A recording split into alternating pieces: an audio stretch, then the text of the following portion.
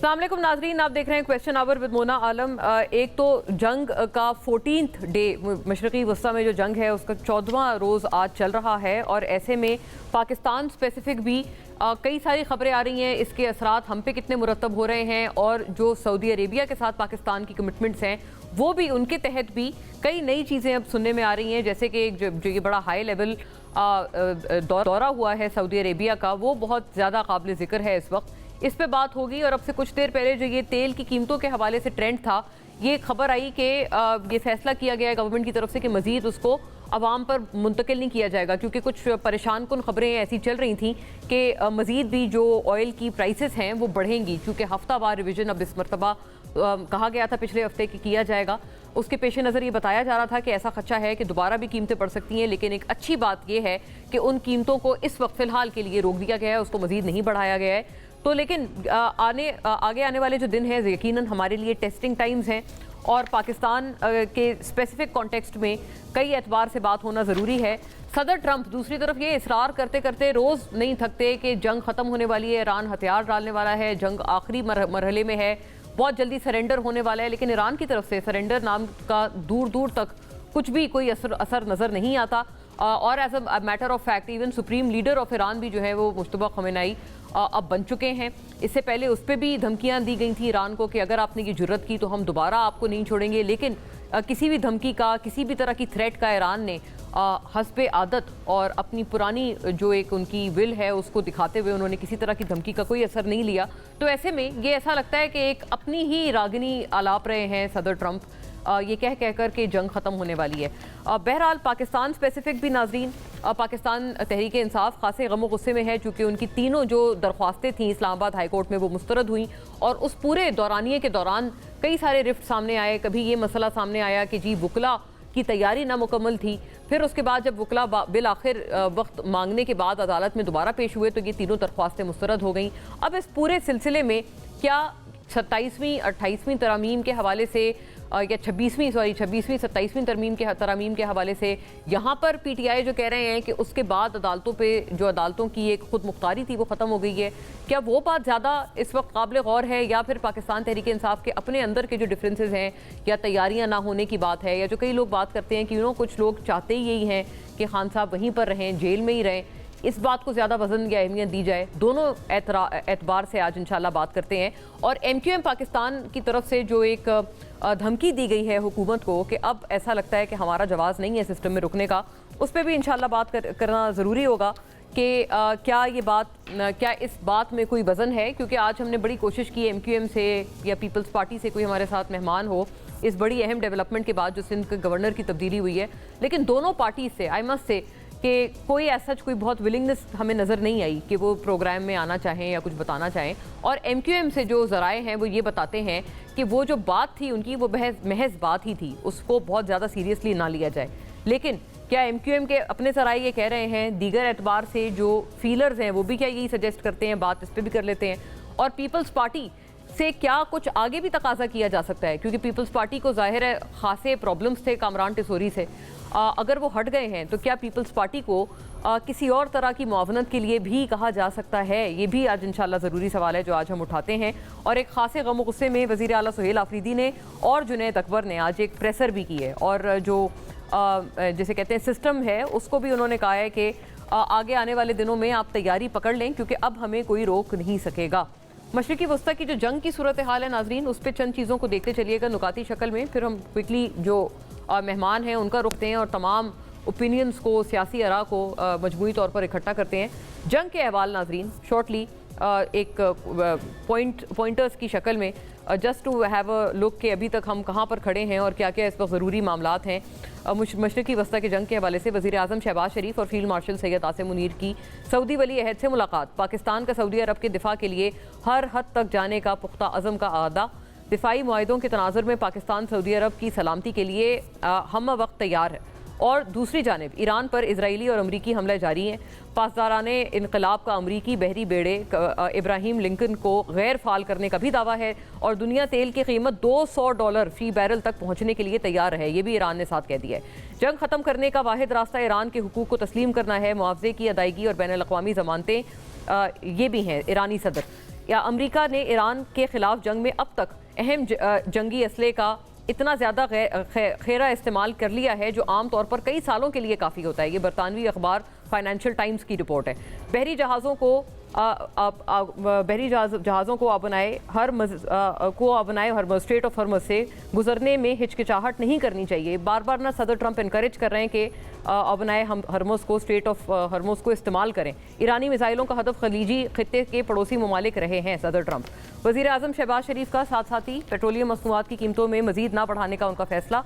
आलमी मंडी में कीमतें बरकरार बढ़ती हैं तो फिर भी इजाफा नहीं होगा। ये एक खुश आइंद खबर है। गरीब पर बोझ कम करने के लिए हुकूमत और अशराफिया से आगाज़ किया जाएगा। वज़ीर आज़म दूसरी जानिब पाक अफवाज के अफगानिस्तान में भी जो कामयाबी से फ़िज़ाई हमले हैं वो जारी हैं। अफगान तालिबान और फितना अल ख्वारिज के 4 ठिकानों को निशाना बनाया गया है। अफगान सूबा पक्तिका में शेर नाउद दहशतगर्द कैंप को भी निशाना बनाया गया। ऑपरेशन गज़ब लिल हक़ अहदाफ के हुसूल तक जारी रहेगा। सिक्योरिटी ज़राए ये भी साथ साथ नाजरीन एक पाकिस्तान की तरफ से जो स्ट्राइक्स हैं और राइट टू रिटेलिएशन है वो जारी है।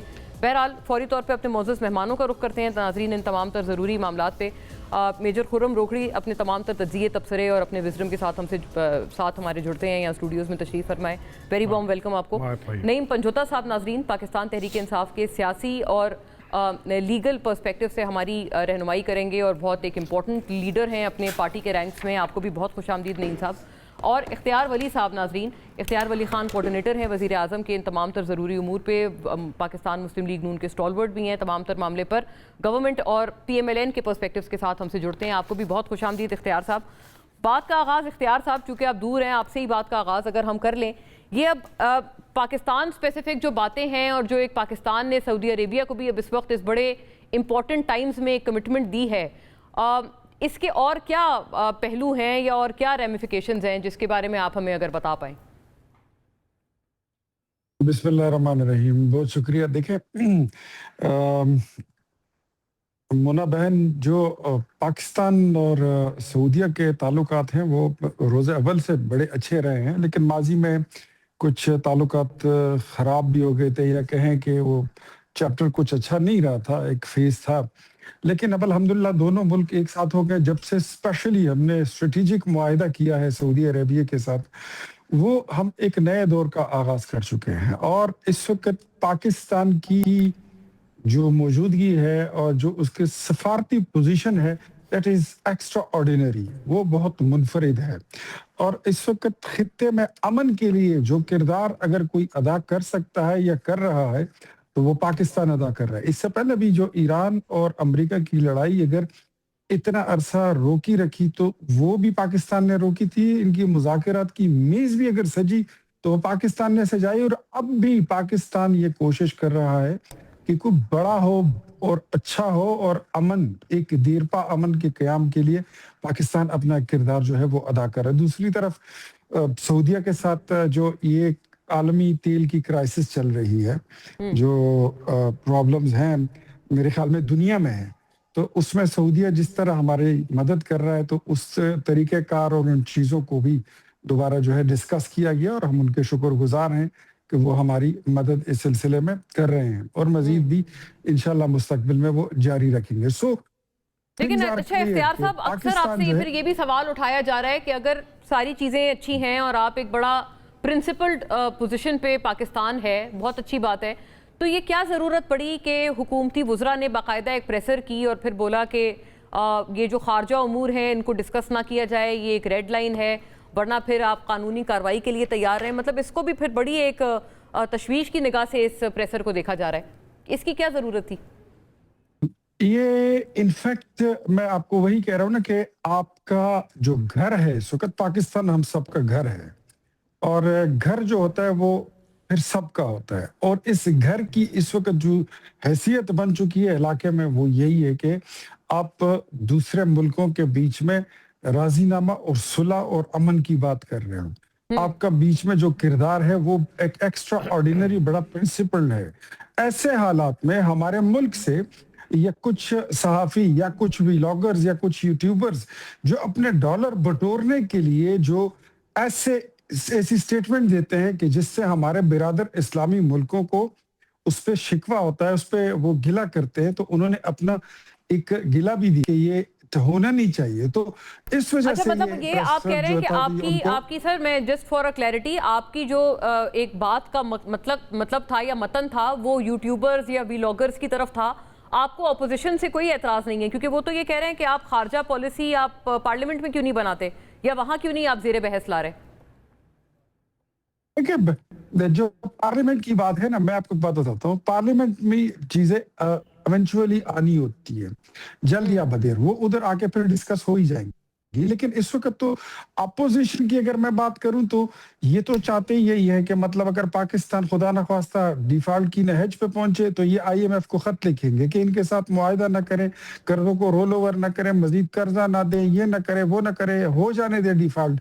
अच्छा, कौमी सलामती की बात आती है तो आप सब पार्टियों को बुला ले, सारी आ जाएगी, सारी अपोजिशन आ जाएगी, लेकिन एक पार्टी जो है वो नहीं आएगी, क्योंकि बिकॉज उनका कंसर्न पाकिस्तान है ही नहीं। वो सीधा सीधा कहते हैं कि हमारा कंसर्न इश्के इमरान है, इश्के पाकिस्तान के साथ हमारा कोई लेना देना है नहीं। तो ये उनके लिए वार्निंग है कि कोई भी अगर इस तरह काम करेगा कि उनके बयानात से, उनके वीलॉग से अगर पाकिस्तान के जो किरदार है, जो रोल है, और आप पाकिस्तान के चेहरे को बुरा बनाकर दुनिया को पेश करने की कोशिश करेंगे तो फिर कानून हरकत में आएगा, और जरूर आएगा। अच्छा, ये आपने एक दोबारा बहरहाल खबरदार किया है। पंजोता साहब, आपको कोई इस पे इत्मीनान हुआ? वो कहते हैं देर सवेर आ ही जाएगी खारजा पॉलिसी पार्लियामान में, और आप अपने रवैयों पे भी तो कुछ नजरसानी करें। आप तो बैठे ही, वो कहते हैं, वो क्या कहते हैं, विकेट की दूसरी तरफ से आप खेल रहे हैं। बहुत शुक्रिया, बड़ी नवाजिश, बड़ी मेहरबानी। देखें, विकेट की दूसरी तरफ कौन खेल रहा है वो तो पूरी कौम देख रही है। आप देखें कि शहबाज शरीफ साहब सऊदी अरेबिया जाते हैं, साथ ही ईरान भी था, उधर भी चक्कर लगा लेते। आपने जब करारदाद मंजूर करने के अंदर वोट डाला, जिस करारदाद का मकसद ये था कि जो करारदाद थी कि जो खलीजी ममालिक के ऊपर हमला हुआ है उसके जो है वो खिलाफ करारदाद पेश की गई थी, उसके अंदर, उस करारदाद के अंदर अगर एक और चीज़ भी ऐड कर ली जाती कि अमरीकी अड्डे जो हैं वो इन खलीजी ममालिक के अंदर इस्तेमाल ना हो, और अमरीकी अड्डों के जो है दिफा के ऊपर, ये मैं नहीं कहूँगा कि आपने सऊदीया के दिफा के अंदर ये किया है या किसी और खलीजी, आप अमरीका के अमरीकी अड्डों के दिफा के लिए ये करारदाद आपने मंजूर कराई है। और आपने ईरान के ऊपर अमरीका का और इजराइल का जो हमला है उसमें आपके लीडरान ने उन दोनों का नाम तक नहीं लिया। जितनी भी आपने स्टेटमेंट देखी, आप स्टेटमेंट उठा के देख लें, तो आज साबित हो रहा है कि कौन किसका यार है, कौन किसके साथ है, कौन किसकी सपोर्ट कर रहा है, कौन किसके साथ। साहब तो हैरान परेशान हो गए हैं आपकी बात पे। पूरी कौम जो है, पूरी कौम इस वक्त, पूरी कौम जो है वो मुसलमानों के साथ खड़ी है। पूरी कौम जो है उसके लिए तमाम जितने ममालिक खलीजी हैं वो बराबर हैं। आप वजीर आजम फार्म 47 के मुताबिक बनाई गए हैं। आपको चाहिए था कि आप एक लीडर का रोल अदा करते हुए तमाम मुस्लिम ममालिक जितने हैं उनको इकट्ठा करते। जो सिक्योरिटी काउंसिल है उस पे पाकिस्तान तो नहीं है ना करारदाद पेश करने वाला, या पाकिस्तान ने तो एक ऑलरेडी जो रेजोल्यूशन थी उस पे उन्होंने सपोर्ट किया है। सपोर्ट किया है ना जी, सपोर्ट किया है ना जी। तो इन द सेंस के उनकी तरफ से कोई डायरेक्ट जारहाना या जारियत नहीं हो रही है। ये जो सपोर्ट है ये बेसिकली जो अमेरिका के ऊपर अमेरिकी अड्डे हैं, उन्होंने तो ईरान ने तो उसको टारगेट किया और उन्होंने कहा कि हम किसी खलीजी मुल्क के जो है वो खिलाफ नहीं है, हम उन अड्डों को निशाना बना रहे हैं जहां से हमारे ऊपर वार हो रहा है। अगर अड्डे इस्तेमाल ना हो तो हम कोई वार नहीं करेंगे, और अगर अड्डे इस्तेमाल किए जाएंगे तो हम अड्डों को निशाना बनाएंगे। और खलीजी ममालिक ने भी यही कहा है कि हमारे अड्डे या हमारी सरजमीन ही इस्तेमाल हो ही नहीं रही है। नहीं तो उन्होंने अड्डे क्यों दिए हुए हैं? वो जो अड्डे हैं उनके, उन अड्डों को खत्म करें, ठीक है। तो खत्म करना तो देर पा बात नहीं, देर पा दिए इसलिए गए हैं ताकि मुसलमानों को टारगेट किया जाए, मुसलमान ममालिक को किया जाए। आपके सामने अब देखिए, अमेरिका ने जिस तरह वेनेजुएला के अंदर जाकर सदर को उठा लिया, इससे पहले ईरान इराक के साथ के सामने, अब अफगानिस्तान जो है उसके साथ हमारा मामला चल रहा है। इसके पीछे भी इजराइल है। इमरान खान हमारे लीडर तो बार बार खुल के कह चुका है कि जहां भी मुसलमानों की लड़ाई होगी पीछे इजराइल होगा। तो आप किसके सपोर्टर हैं? तालिबान जो अफगान तालिबान रजीम है वो इजराइल बैक्ड है, बड़ी अच्छी बात है। तो आप उनकी मजम्मत करें, उनको आप आड़े हाथों लें। आपकी जो प्रोविंशियल गवर्नमेंट है उनको भी चाहिए, उनको बिल्कुल उनके ऊपर उनको यलगार कर दें, उससे ज्यादा यलगार। पहली बात तो यह है कि जो आप गवर्नमेंट पे करते हैं, देखिए, पहली बात तो यह है कि अफगानिस्तान के वहाँ के जो लोग हैं, वहाँ जो है अफगानिस्तान जो मुल्क है उसके खिलाफ पाकिस्तान का आज तक मौक़िफ़ नहीं हुआ कि हम उस अफगानिस्तान के खिलाफ है। नंबर 1। हमारा हाँ, मौकफ जाहिर है, हम हमारा अफगान मौकफ पब्लिक के खिलाफ नहीं है, रजीम के खिलाफ है। हम पहली दिन से ये कह नहीं, रजीम के ऊपर हम ही तो पहले ढोल बजाने वाले थे। हम ही उस वक्त जाके नहीं, हमने जाकर अफगानिस्तान के अंदर जो है वो लोगों को भेजा था। हमने कहा था कि वहां जहाद के नाम के ऊपर आप लोगों को भिजवाएं। हमने जाकर वहां कहा था कि अफगानिस्तान के ऊपर हमला जो है वो पाकिस्तान के ऊपर हमला है। ये तो ज़िया-उल हक से किस्सा शुरू हुआ था। पकड़े उस शख्स को, उससे शुरू करें और जो उसके दरमियान आए। कौन सा वाला शख्स? ज़िया-उल हक।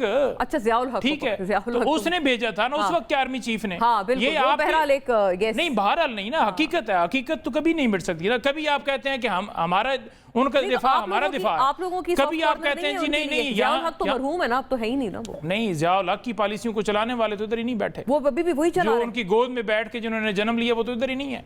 तो सिंपल बात ये है कि हम चाहते हैं कि दुनिया के अंदर अमन हो। हम किसी भी मुल्क में जंग के खिलाफ, जंग के हक में नहीं है। अगर ईरान अमेरिका इस वक्त जंग जारी है, हम चाहेंगे कि ये जंग खत्म हो। लेकिन हमारा ये भी हक बनता है कि जहां जहां अमेरिका के अड्डे हैं, मुसलमान ममालिक यूज कर रहे हैं, उन्हें जाके ये कहें कि आप क्यों अड्डे इस्तेमाल करवा रहे हैं। आप ईरान के साथ खड़े हों और OSCE कॉन्फ्रेंस बुलाएं और अमेरिका और इजराइल को सामने स्टैंड लें, ताकि उनको पता हो कि मुस्लिम ममालिक साथ खड़े हो गए। उनको भी नजर आए कि खड़े, वो तो कह रहे हैं कि ईरान दहशतगर्द है। सही हुआ। ये बड़ी अहम बात है। रोकड़ी साहब, व्हाट इज योर ओपिनियन? ये इंटरेस्टिंग है कि हम बहुत जल्दी चीजें भूलते हैं। रशिया के अड्डे ये कुछ महीने पहले शाम के अंदर मौजूद थे। जी थे। Iranians and Russians they all were properly participating in Syria. Russia pull out कर गया और ये तो किसी ने नहीं कहा कि रशियन अड्डे वहां पे मौजूद हैं तो रशियन अड्डों की वजह से शाम के ऊपर हम हमले कर दो। नहीं कहा किसी ने। इंडियन बेसिस ईरान के अंदर, चाबहार के अंदर मौजूद है। We all know this thing. हमारी इंडिया की जंग हुई, हमने ये तो नहीं कहा कि ईरान हमारा हमसाया मुल्क है क्योंकि वहां पर इंडिया के बेसिस है हम वहां पे हमला कर दें, ये हमने नहीं कहा। पंजोता साहब ने जो कहा ना कि जनरल ज़िया-उल हक वाली पॉलिसी, बिल्कुल हम कहते हैं, मेरा पॉइंट ऑफ व्यू है कि हिज़्ब इस्लामी पॉलिसी थी, बहुत एक बड़ा ब्लंडर था, कौमी ब्लंडर था। Hizb Islami in Islam Afghanistan, this regime change in 1979, Khomeini साहब वाली Iran, in Pakistan general Zia ul Haq वाला टाइम, उसके बाद इस खित्ते के अंदर अदमनी बहुत फैली हो गया। लेकिन TTP या ये जो सारी चीज़ आपने डिस्कस की और नहीं मेरे भाई ने कहा कि ये चले गए जनरल ज़िया-उल हक पे, वो तो इंडोर्स इन्होंने की। क्या हमें नहीं पता कि BLA इक्वली रॉ फंडेड है, BLA को रॉ स्पॉन्सर करता है और वो BLA क्या इस वक्त अफगानिस्तान से ऑपरेट नहीं कर रही है। तो वही उनका TTP को रॉ ऑपरेट करता है, रॉ फंड करता है और पीछे जाके उसकी रूट्स मिलती हैं इजराइल के साथ। We all know this thing, evidence के साथ ही पता है फ्रॉम अफगानिस्तान वो चल रही है। तो इस बॉर्डर के ऊपर इनको तो बुरा कहने पर नहीं आएगी PTI और उनको ओन करेगी, बल्कि इस हद तक ओन करेगी कि मेरे इस भाई ने, एक तो मैं तो हैरान हो गया कि नईम ने कहा कि उनको दहशतगर्दी का हक हासिल है, कि वो उनको हक है कि वो जो ये कर। जी नहीं, मैंने नहीं कहा। अच्छा, बस वो स्टेटमेंट किसी ने गलत अच्छा गलत कोट की। तो अगर नून लीग के किसी सेल ने चलाई, मैंने ट्वीट किया। नून लीग वाले सेल बहुत गलत करते हैं पंजोता साहब के साथ। हां, ये सेल इनका चला। लेकिन नहीं, दिस नाइस ऑफ इख्तियार साहब, ये पूछना है मैंने। नाउ द क्वेश्चन इज कि इस बॉर्डर के ऊपर जो कुछ कर रहा है रॉ, उसके ऊपर आपकी पॉलिसी क्यों दूसरी है? आखिरी में बात को खत्म करूंगा। दुनिया के पैक्ट्स होते हैं। ईरान था रशियन ब्लॉक के अंदर, आप थे USA ब्लॉक के अंदर, तो आपने कभी आज तक ये कहा कि भाई तुम मुसलमान मुल्क हो, तुम रशियन ब्लॉक में क्यों गए? ब्लॉक बने हुए थे, दुनिया का एक दस्तूर है, चलता रहा। अब आप हमारा ये एतराज, मुझे ये समझ नहीं आ रही कि हम डिबेट लेके किधर जा रहे हैं और हम चाह क्या रहे हैं, कि हमारा डिस्कशन पॉइंट है क्या। ईरान एक रेजिस्टेंस दे रहा है और ईरान इज फाइटिंग बैक और बड़ी अच्छी रेजिस्टेंस दे रहा है। जहां तक ईरान को हम कहेंगे कि भाई बड़ी अच्छी रेजिस्टेंस है, बड़ा अच्छा तुम अपनी जंग लड़ रहे हो, अपनी जंग। आपने एक पैक्ट किया एक मुल्क के साथ, सऊदीया के साथ, और आपका अहदो पैमान है। आपका अहदो पैमान और पैक्ट चाहे USA के साथ भी हो, आप पर लाजिम है आप उसको निभाएंगे, लाजिम है आपके ऊपर। अगर आप इस्लामिक कोड को लेके आते हैं तब भी आप पर लाजिम है। करेक्ट। आप मॉडर्न वर्ल्ड के अंदर रहते हुए मुझे अभी तक आई फेल टू अंडरस्टैंड कि हम चाहते क्या हैं। हम इधर यकदम मुल्ला बन जाते हैं, इधर यकदम हम फॉर लेफ्ट के एक्सट्रीमिस्ट रेडिकल लेफ्टिस्ट बन जाते हैं। हम चाहते क्या? आपका एक पैक्ट है सऊदीया के साथ, chief of field marshal and prime जो मिनिस्टर तो सब कह रहे हैं एक अश्योरेंस उनसे भी ले लेते ना, उनकी जो बात है आखिरी चीज हाँ, they went वो to- कहते हैं उनसे अश्योरेंस ये भी ले लेते हैं कि दे विल नॉट, मतलब there land would not be used against their. Thank you very much. आपका उनके साथ एक अलायंस है, आप उनके पास जा रहे हैं, आप किसके पास जाएं जिसके साथ आपके अलायंसेस होते हैं। ईरानी alliance all loud and clear was with India. अभी भी आज की स्टेटमेंट्स भी इंडियन की प्रो ईरान है, ठीक है। तो हमने कभी कहा है वो तो उनको अटैक कर रहे हैं बल्कि नहीं, कुछ चीजें बड़ी अजीब आ रही हैं। हाँ। आप उनके एम्बेसडर्स की तरफ जाएं, आप गवर्नमेंट की देखें, तरफ जाएं, उनके गवर्नमेंट के आज भी गवर्नमेंट का आज भी प्रो ईरान स्टेटमेंट्स हैं। तो हमने क्या कहा ईरान को कि तुम इंडिया के साथ तुम्हारा अलायंस ज्यादा है अगेंस्ट अस, तो हम आप पे हमला कर देंगे। हमने हमेशा ईरान के साथ अच्छी पॉलिसी रखी है। देखिए हम इस वक्त एक ऐसी स्टेज पे हैं, एक इतना इंपॉर्टेंट मुल्क है फॉर ऑल पूरी दुनिया के लिए। आपने थोड़ी पेचीदगी समझाई है इस ईरान बात के की। लिए भी, आगे, ईरान के लिए भी अगर कोई बेहतरी हो सकती है तो वो हम हैं। वी शुड अप्रिशिएट आवरसेल्फ, मैं तो ये कहूँ। अच्छा, बड़ी वैसे इंपॉर्टेंट बात है और थोड़े अलायंसेज अलग अलग तरह से जो बताएं। कादिर मंदोखेल साहब, आपको भी खुशामदीद। और ये बताएं कि कोई कीमत तो अदा नहीं करनी पड़ जाएगी पाकिस्तान पीपल्स पार्टी को ये कामरान टिसोरी के डिपार्चर के लिए? और हमारे पास गालिबन शॉट है, उसका भी जरूर आप जवाब फरमाएं कि वो बता रहे हैं कि उनको क्यों असल में हटाया गया है। सुनिएगा उनकी अपनी जबानी। गुल प्लाजा की आवाज उठाने पर मुझे सजा दी जा रही है, या एक कॉन्फ्रेंस जिसमें कराची के मुस्तकबिल और सूबे के मुस्तकबिल के ऊपर मुशावरत हो रही है उस पर सजा दी गई है। ऐसे नहीं डरने वाला, डरे वो लोग जिनके सारे राज जानता हूं। फिर कहूंगा अगर छेड़ोगे तो फिर छोड़ेंगे नहीं। जी कादर साहब, ओवर टू यू। अगर छेड़ोगे तो छोड़ेंगे नहीं। देखिए, पहली बात तो मेरी हमदर्दी कामरान टिसोरी साहब के साथ है और इख्तियार वली साहब की पार्टी ने बड़ी ज्यादती की है और ऐसे तो घर का कोई चपड़ासी भी नहीं निकालता है, उसको भी बताते हैं भैया कहीं और काम ढूंढ लो, हम आपको निकाल रहे हैं। ये ज्यादती तो की वफाकी हुकूमत ने, क्योंकि उनको टेलीविजन के जरिए पता चल गया कि उसको निकाला गया। दूसरी बात ये कि कामरान टिसोरी साहब का बिल्कुल हर गवर्नर का, हमारा खैबर पख्तूनख्वा में गवर्नर है पंजाब में, वो सियासी मीटिंग भी करते हैं और कामरान टिसोरी साहब भी करते थे, मुख्तलिफ इलाकों में जाते थे, अफ्तार पार्टी एमक्यू में जाते थे। कोई हमने पैसे भी दिए, हमने गाड़ियां भी दिए, हर चीज प्रोटोकॉल दिए, हमें कोई इतराज नहीं था। मगर जहां उनने कुछ नादान और बगड़ों को गवर्नर हाउस बुला के और उन जाहिलों ने सिंध की तारीख को मसख करके पेश की है और सिंध को टुकड़े की जो साजिश की है, मैं कहता हूं उसको उससे कड़ी सजा मिलनी चाहिए उनको कि ऐसे हरकत अभी कोई और करेगा उसको भी ये जहन में रखना चाहिए कि सिंध के आवाम जहां आपको जो ना अच्छो साई आपको वेलकम किया है, इस तरह आपको लात मार के बाहर भी निकाल सकते हैं। मेरे ख्याल में इनके लिए एक सबक है। तो मंदोखेल साहब, आप तो ओन कर रहे हैं उनकी बरतरफी के फैसले को, फिर आप इसका मलबा नून लीग पे क्यों मल रहे हैं सर? नहीं, मैं तो कह रहा हूं नून लीग ने ज्यादती की है ना, उनको बोलना तो चाहिए कि भैया आपको जो हम फारिग कर रहे हैं। मैं तो इख्तियार वली साहब की पार्टी से ये कर रहा हूँ कि नहीं ज्यादती तो की है, कम से कम बताओ तो सही उस गरीब को। वो तो टेलीविजन से, मैं तो इस हवाले से हमदर्दी जाहिर करूँ उसको, लेकिन ये तो मजाक के तौर पे मैंने ये कहा कि नून लीग को ये कहना चाहिए। मेरा ख्याल में ऐसे लोगों का ऐसी अंजाम होना चाहिए जो किसी और के कंधों पे चढ़ के आते हैं और फॉर्म 47 के तहत या कराची पे जो 40 साल से जो ना वो हुक्मरान है और फिर कराची को अलग करने की जो साजिशें कर रहा है, ऐसी साजिशी अनासर के साथ बिल्कुल ऐसे होना चाहिए जैसा हुआ है। अब मामला इसके आगे ये भी है कि वो कह रहे हैं कि हम तो अब इल्हाक तोड़ने का भी सोच रहे हैं। क्या इल्हाक टूटने की एगर पर खड़ा है? ये जरूरी सवाल है after a break.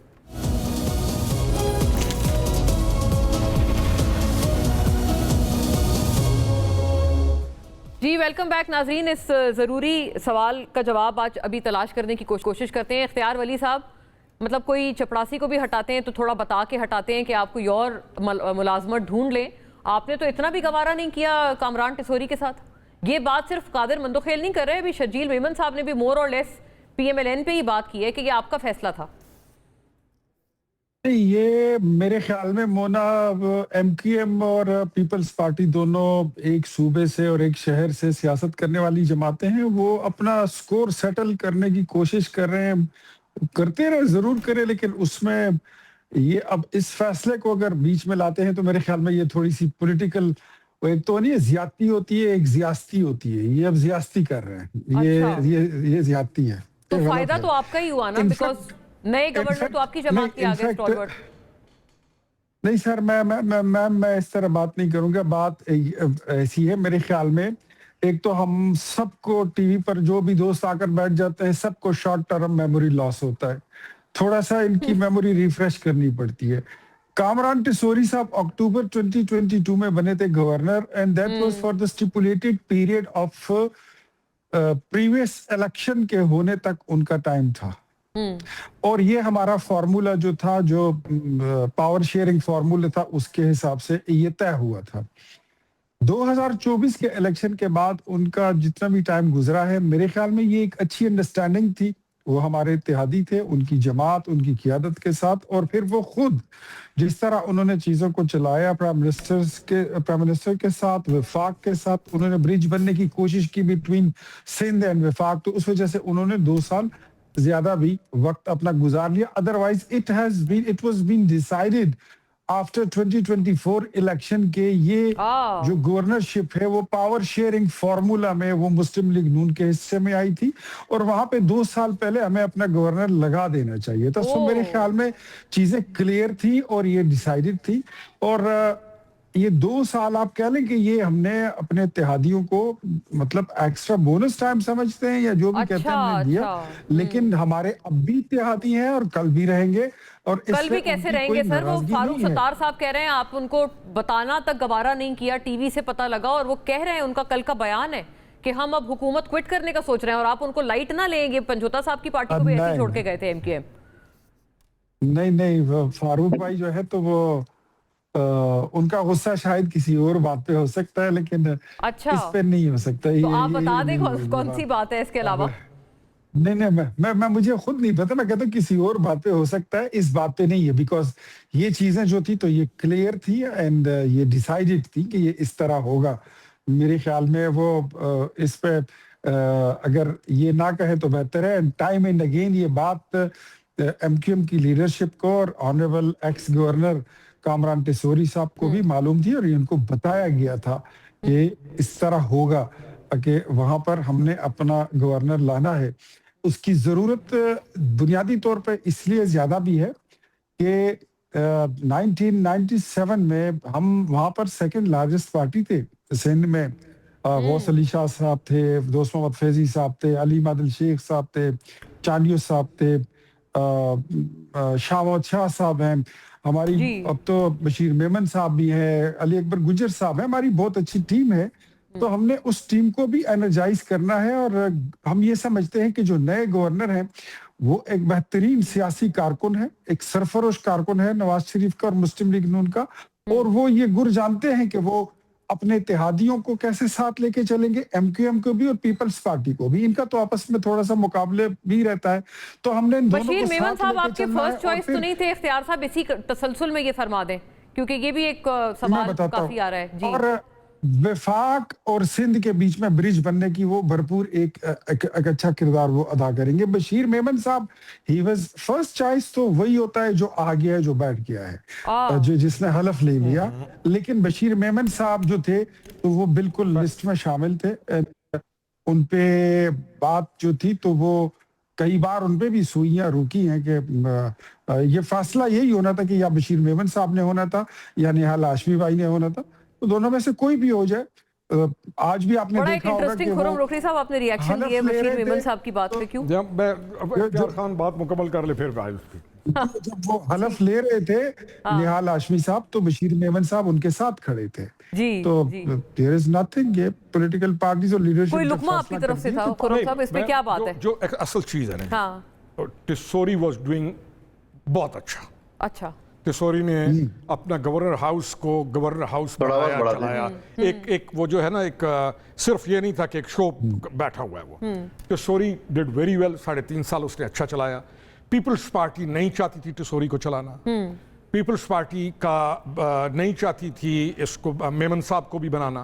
Peoples party की ईमा के साथ ये जो है निहाल हाशमी साहब को, दोनों की, यानी निहाल हाशमी साहब को आज मुबारकबाद पीपल्स पार्टी की तरफ से भी आ रही है, बिल्कुल he is acceptable to Peoples Party. अब कहानी ये थी कि ये गवर्नरी पहले दिन जानी थी नून के पास, ये नहीं यही बात इख्तियार साहब भी कह रहे हैं, लेकिन नून ने डिसाइड किया कि हम ये MQM को ये गवर्नरी देते हैं एज अ गुडविल। जी हाँ, नून ने इस चीज को किया। लेकिन जब इतना सारा चल गया तो उन्होंने फिर पीपल्स पार्टी की adjustment was not good with Tessori साहब, और टिस्सोरी को at all cost people party चाहती है। ये पॉलिटिकल पार्टीज में होता है, कोई ऐसी चीज नहीं है जिस पे हमें हैरान हो। और अगर पीपल्स पार्टी ये कह रही है कि जाए वापस, जो पहला हमारा था मुआहदा कि आप की गवर्नर ये नून की है, उसकी तरफ चले गए, तो मैं समझता हूँ कि इसको हेल्दी लेना चाहिए। टिस्सोरी ने अच्छा टाइम गुजारा, अभी निहाल साहब आ गए, हमें ये दुआ करनी चाहिए कि अच्छा टाइम गुजारे। कादिर साहब, अभी आपके पुराने मुआहदे की पासदारी में पीएमएलएन ने अपना गवर्नर वहां लगवाया है। अभी इख्तियार साहब ने बताया है कि बड़ा अच्छा होल्ड है पीएमएलएन का और अच्छे मतलब वहां लीडरान है उधर सिंध से। तो अब आपने भी कोई उस मुआहदे के तहत कुछ पासदारी करनी है? आपकी जमात ने भी कुछ ऐसी कमिटमेंट्स हैं जो अब आपकी तरफ से तकाजा होंगी कि आप ऑनर करें? नहीं, हमने क्या करना है, मतलब हम तो इन्हीं को बोल रहे थे कि भाई जो 2 साल ये बता रहा है कि टिस्सोरी साहब को उन्होंने एहसान करके रखा, तो हम तो कह रहे हैं कि भाई मुआहदे के तहत तो आपका हक बनता है, आप आ जाएं। लेकिन फिर भी हम खामोश रहे। लेकिन उसके बाद जब उसने सिंध की टुकड़े करने पे और कराची को अलग करने की साजिश शुरू की है, तब हमारी बर्दाश्त से बाहर हो गया। यकीनन हमने भी आवाज़ उठा ली है कि इस शख्स को हटाया जाए। बाकी ये कि निहाल हाशमी साहब मेरे बेटी भाई है, वकालत हम एक साथ करते हैं, बड़ा एक अच्छा वर्कर रहे और वो पहले भी कराची डिवीजन का सदर रह चुका है। तो मैं ये समझ रहा हूँ कि वो बेहतरीन वर्कर और बेहतरीन पार्टी के लिए काम करेंगे और उसको खुली इख्तियार हो गई पीपल्स पार्टी की। बल्कि चंद दिन पहले हमारे शहीद मुराद साहब की जब बरसी थी तो उसमें ये खुद भी शमूलियत उसने की थी, वहाँ पे बरसी में शामिल थे। तो मैं ये समझ रहा हूँ कि एक अच्छे वर्कर के तौर पे, और यकीनन नून लीग को हक है कि वो अपनी पार्टी को मोबिलाइज कर दे कराची में और बाकी सिंध में। अच्छा, ये बड़ी अहम बात है। ये एटलीस्ट इस मुद्दे पे हमने वो किया है, बड़े हर तरफ से ऐसा लग नहीं रहा कोई कोalition टूटने वाली है। पंजोता साहब से एक ज़रूरी मुद्दा और तमाम से वो बात करनी है कि जो अब वार्निंग कॉल आ गई है वज़ीर आला सुहेल आफरीदी की तरफ से आफ्टर अ ब्रेक।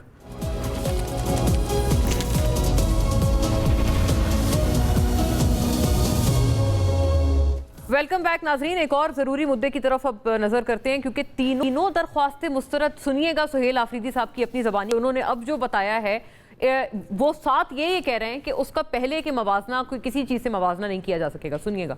हमने पुरअमन एहतजाज करना है। इमरान खान रिहाई फोर्स, अमन फोर्स वो भी किरदार अदा करेगी। अगर इस दफा हमने कॉल दी, यकीन से कहता हूँ कि कोई संभालने वाला नहीं होगा। जी पंजोता साहब, इसके क्या क्या क्या मायने अखज़ कर सकते हैं? देखिए मुना, बात यह है, सुहेल अफरीदी ने जो बात की या बाकी रहनुमाओं ने बात की, हमारा जो मौक़िफ़ ये है कि हमने पॉलिटिकल तरीके से, कानूनी तरीके से हर फोरम के ऊपर 2-2.5 साल से हम दस्तक दे रहे हैं। जब आपके लिए अदालतें, जब आपके लिए सारे रास्ते बंद हो जाते हैं तो आपके पास सड़कों के अलावा कोई ऑप्शन नहीं बचता।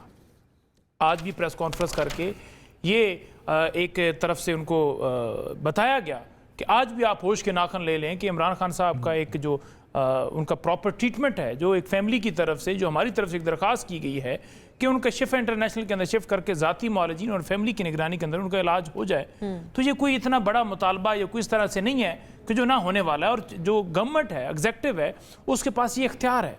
ये कल बाकायदा तौर पर कानून पढ़ के अदालत के अंदर बताया गया कि एग्जेक्टिव इख्तियार रखती है कि वो एक कैदी को जेल से शिफ्ट करके किसी हॉस्पिटल के अंदर उनका ट्रीटमेंट कर सकते हैं। और ये अपॉर्चुनिटी इससे पहले नवाज शरीफ साहब ने सिर्फ पाकिस्तान के अंदर ही नहीं बल्कि लंदन तक वो चले गए। लेकिन कहते हैं उनकी वुकला बड़ी टीम जबरदस्त थी। वो आपके वुकला टीम का तो कोई मसला वुकला ही टीम नहीं ने है। तो देखें असिस्ट करना है ना, वुकला टीम ने बताना है, वुकला टीम ने दरखास्त देनी है। अब अदालत ने फैसला किया है कि ये गवर्नमेंट डिसाइड कर सकती है, उस ऑर्डर के अंदर आया है कि ये गवर्नमेंट डिसाइड कर सकती है। कल से लेकर आज तक उस ऑर्डर के ऊपर इंप्लीमेंटेशन करते हुए क्या गवर्नमेंट जरूरी नुकता ये उठा रहे हैं ना कि 10 मार्च को ऐसा लग रहा था कि अदालत भी इस मूड में थी और लतीफ खोसा साहब से जब पूछा कि आप बताएं कौन सी शिकें हैं, आइन के क्या क्लॉज हैं, उन्होंने कहा मेरी तैयारी नहीं। देखिए 12 मार्च उनकी गुफ्तगू से लग रहा था कि अदालत इस मूड के अंदर है कि हो सकता है आज शिफ्ट कर दें। क्योंकि अदालत के अंदर जब हम खड़े थे तो मौजूद जजेस साहबान 2 रुकनी बेंच था, उन्होंने कहा हुकूमती वकीलों से कि आप हमें बताइए कि इसमें क्या मसला है कि अगर आप 2 घंटे के लिए लेकर आ जाते हैं, आप क्यों नहीं ला रहे, आप क्यों इसके ऊपर बाजिद हैं। तो उनके पास कोई जवाब नहीं था। कभी वो कहते थे कि लॉ एंड ऑर्डर की सूरत हाल खराब होती है, कभी वो कहते थे कि इलाज ठीक हो रहा है। भाई इलाज हम आप पे यकीन ही नहीं रखते। आपने 3 महीने पहले इमरान खान साहब की आंख के ऊपर एक उसको सीरियस नहीं लिया, उनकी आंख को नुकसान पहुंचाया, उसके बाद तो यकीन बनते ही नहीं है। फिर आपसे जब पूछा गया, आपके वज़रा ने आके टीवी के ऊपर हुज़ैफा साहब और दीगर ने कहा कि बिल्कुल पिम्स के अंदर उनको नहीं लेकर आया गया। बाद में जब तस्दीक हुई तो आपने कहा जी बिल्कुल लेकर आया, एक इंजेक्शन है अब दूसरा इंजेक्शन है। इतनी सीरियसनेस थी तो इमरान खान साहब को पिम्स लाया गया, सिर्फ एक दफ़ा नहीं 2 दफ़ा, और यही अदालत ने भी कहा कि सीरियस तो मामला था ना। तो अब जब आप ना फैमिली को जाने दे रहे हैं, इमरान खान साहब ने कहा कि मेरे जाती मौलजीन है, ना उनको जाने दे रहे हैं, ना आप शिफ्ट कर रहे हैं, हमें कैसे पता क्या वकला का कोई इसमें कोई कोताही नहीं? क्योंकि आप हमेशा सबसे उन चंद लोगों में से हैं जो कि मैं बड़ा अप्रिशिएट करती हूँ, जो अलीमा साहिबा के साथ साथ हमेशा होते हैं। क्या आपकी वकला की टीम की तरफ से तो नहीं? क्योंकि अलीमा बीबी ने भी, आपको याद होगा, एक उन्होंने प्रेसर की थी। नहीं, देखें सुने, गुजारी है कि जब फ्रेंड ऑफ कोर्ट मुकर्रर हुए, फ्रेंड ऑफ कोर्ट ने सुप्रीम कोर्ट के अंदर ये रिकमेंडेशंस दे दी जो आज हम अदालत के अंदर लेकर खड़े हैं, या आज सुहेल अफरीदी भी बात कर रहे हैं, उस दिन से लेकर आज तक कितनी डेवलपमेंट हुई है। या उससे पहले जब इमरान खान साहब ने कहा था कि मेरी आंख को मसला है, तो क्या आपने देखा कि किसी जगह पर ऐसा मामला आया कि उन 3 महीनों के अंदर उनका प्रॉपर ट्रीटमेंट किया गया? उनकी आंख ज़ाई इस वजह से हुई, जितना भी उनका नुकसान होगा 80% होगा। या अब ये कह रहे हैं रिकवरी, हम तो मिले ही नहीं है ना, हमें तो मिलने नहीं दिया जा रहा, फैमिली को मिलने नहीं दी जा रहा, डॉक्टर्स की रसाई नहीं दी, तो कैसे पता चलता? तो जब आपके लिए तमाम रास्ते बंद हो जाते हैं तो फिर आपके पास ये ऑप्शन। कल भी मीटिंग हुई है, आज भी मीटिंग हो रही है, केपी के तमाम लोग जो सूबाई सदूर वगैरह, रीजनल सदूर और क़यादत सारे इकट्ठे थे। 4 घंटे मीटिंग रही खान साहब की सेहत के हवाले से और तहरीक चलाने के हवाले से कि खान साहब को रिहा कराना है। देखिए, अगर पाकिस्तान के अंदर कानून होता ना तो आज इमरान खान जेल के अंदर ना होते। तो ये पाकिस्तान के अंदर साहब देखिए, मैं यही अर्ज कर रही हूँ, अब जैसे मिशाल यूसुफ सही साहिबा आप ही की सेनेटर हैं, वो ये कह रही है प्रेस कॉन्फ्रेंस अवाम को लाए अमल देने के लिए की जाती है। आज की प्रेस कॉन्फ्रेंस में मैंने ऐसा कुछ नहीं सुना जिससे खान साहब तक उनकी बहनों और डॉक्टर्स की रसाई हो। हम किसको धोखा दे रहे हैं? खुद को। मेरे लीडर तक रसाई दिलवाएं, सड़कों पर आने और इस्लामाबाद की तरफ रुख करने के अलावा कोई चारा नहीं है। ऐलान करें, तारीख दें, मजीद ब्लफ गेम और बयानबाजी से काम नहीं चलेगा। लेकिन यही बात है ना, यही हमारा कारकुन कह रहा है, यही हम मौकफ ले रहे हैं कि हम कितना और सब्र करेंगे। हमारे पास तो फिर ऑप्शन बचते ही नहीं है ना सिवाय सड़कों के ऊपर निकलने का। तो वो आज कानून होता है कि आप ब्लफ गेम आप लोग कर रहे हैं। नहीं, देखें, उनका मकसद यही है कि खान साहब की रिहाई के लिए हमें आगे बढ़ना चाहिए, जो कि सुहेल अफरीदी ने भी कहा कि हमारे पास फिर ऑप्शन नहीं बचता और ईद के बाद हम बढ़ेंगे। मसला ये है कि अगर कानून होता मना पाकिस्तान के अंदर तो आज इमरान खान जेल के अंदर ना होते, आज जो है उनकी अहलियत जेल के अंदर ना होती, आज नवाज शरीफ जेल के अंदर होते, आज जरदारी जेल के अंदर होते, आज बिलावल जेल के अंदर होते, आज मोहसिन नकवी जेल के अंदर होते जिन्होंने लोगों के ऊपर गोलियां चलाई, आज वो जहाज उड़ाने वाले जेल के ऊपर, आज तैयारे खरीदने वाले जेल के अंदर। आज कानून होता तो 3-3 घंटे हवा के अंदर तैयारा गायब ना होता। आज दुनिया की सैरें वो तैयारा ना कर रहा होता 12 अरब वाला। इंटरेस्टिंग रिएक्शंस आ रहे हैं। खुर्रम साहब बड़े वेल इन्फॉर्म्ड हैं, आपकी सर क्या इत्तलात हैं इस हवाले से? देखिए मोना, मैंने जब ये बातें होती हैं ना सारी, मैं चला जाता हूँ वोट ऑफ नो कॉन्फिडेंस वो वाले दिन में आप चले जाते हैं। मैं कहता हूँ कि जब वहां से निकले थे ना, तो एक अच्छी प्रोग्रेसिव पॉलिटिकल मूवमेंट लेके चलते हैं ना, तो आज ये बातें ना होती। आप रोडों पे निकले, आपने इमलाक जलाई, आपने हर वो काम किया जो किसी पॉलिटिकल पार्टी और पाकिस्तान ने आज तक नहीं किया। आपने कर्नल शेर खान तक को ना बख्शा, आपने GHQ पे हमले किए, आपने एयरफोर्स वाली बेस के ऊपर हमले किए, आपने थाने जला दिए, आपने कोर्ट्स जला दिए। मैं मेरे जिले की बात कर रहा हूँ, और उन तमाम एक्टिविटीज के बाद आज अगर आप कहते हैं ना कि after this Eid we will again do that thing, तो ये आप गलत कर रहे हैं। ये तो उन्होंने नहीं कहा। ये जिस रविश को नहीं, अभी इन्होंने कहा कि रोडों पे निकलने वाला हमारा है, और हम जलाओ की तो बात नहीं, हम ये देखते हैं कि जब भी ये रोड पे निकले हैं ना, रोड पे निकलना कभी भी पुरअमन नहीं रहा है, फॉल्स फ्लैग हुआ है, पुरअमन नहीं रहा है इनका। और ये इंसाइट करके, प्रोवोक करके किसी और तरफ इनको करना क्या चाहिए माना, इनको अभी भी एक प्रोग्रेसिव पॉलिटिकल पार्टी के तौर पे आगे आना चाहिए। इनको अपनी कमेटीज बनानी चाहिए कि हमने ये काम डूज एंड डोंट्स को ये सेट कर दें। अच्छा, जो ये नहीं कर रहे, ये नहीं करते। कोई व्हाइट पेपर सा निकालें जिसमें हमारा ये रियासत को दिखाएं। हम एक पॉलिटिकल पार्टी हैं, हम ये लाइन क्रॉस नहीं करेंगे जो मुल्क को नुकसान पहुंचाती है। अच्छा, बड़ी अच्छी तजवीज आपने दी है। लेकिन ये नहीं करते। इनका अच्छा, ये नहीं है कि ये चाहते नहीं है। इनके जो पार्लियामेंटेरियंस हैं, हमारे भी पुराने दोस्त हैं, कोई भी नहीं चाहता कि वो उस स्टेज पे जाए कि वो नुकसान की तरफ जाए। वो नहीं चाहते इस चीज को, लेकिन उनकी अहमियत नहीं है। जो पार्लियामेंटेरियंस हैं, उनकी अहमियत इनके अंदर, पहले तो मैं यही तो पूछ, अभी आई नो इट की अहमियत किसकी है, आप बताएं ना किसकी है?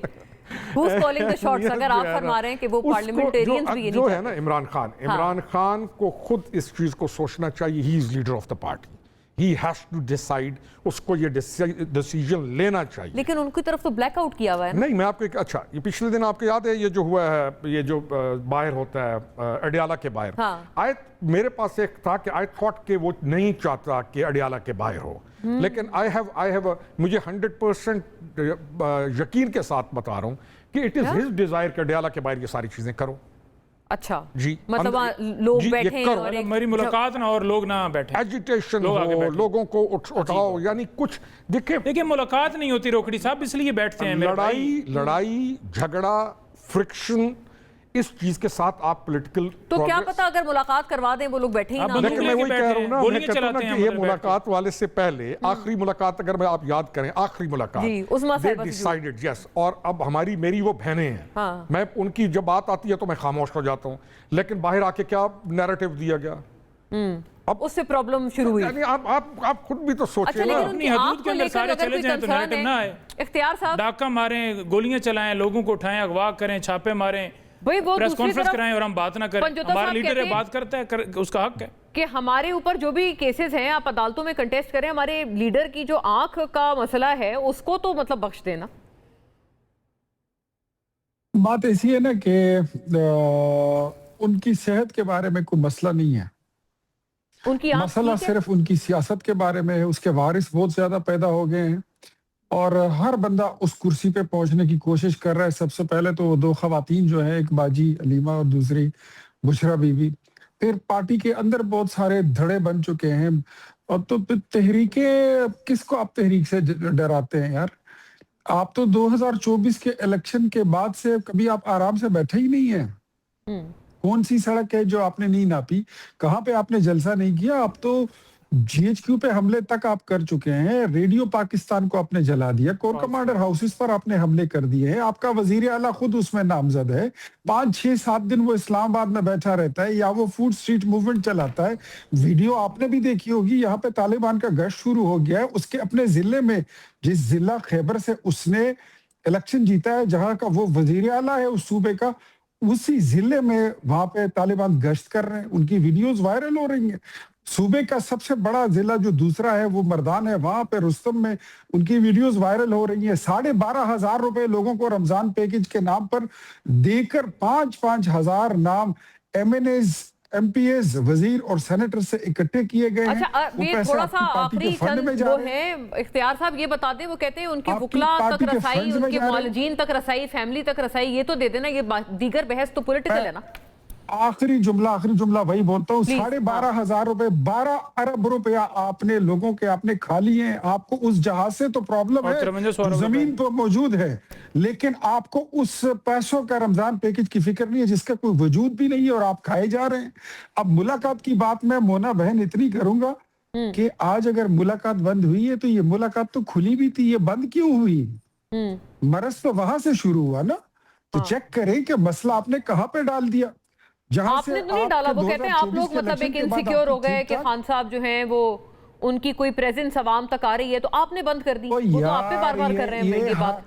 एक तो इनकी ये बीमारी है, ये हर वक्त अपने लीडर को टॉम क्रूज बना के पेश करते हैं कि हम डर गए या कोई खौफ आ गया, पता नहीं क्या, ये किस फिल्मी दुनिया में रहता है, फिल्मी दास्ताने रात भर पढ़ते हैं, ऐसी कोई चीज तो है ही नहीं। बात तो सारी ये है कि एक नजरियाती पार्टी है या लोग ये है नहीं, ये पाकिस्तान तहरीक इंसाफ एक कैफियत। अच्छा, यानी आप खैर गोया आप रूल आउट कर रहे हैं कि आपको किसी से कोई इनसिक्योरिटी नहीं है। नाज़रीन, running out of time, I will have to wind up on this. तमाम का शुक्रिया, तमाम शुरा का, थैंक यू फॉर वॉचिंग।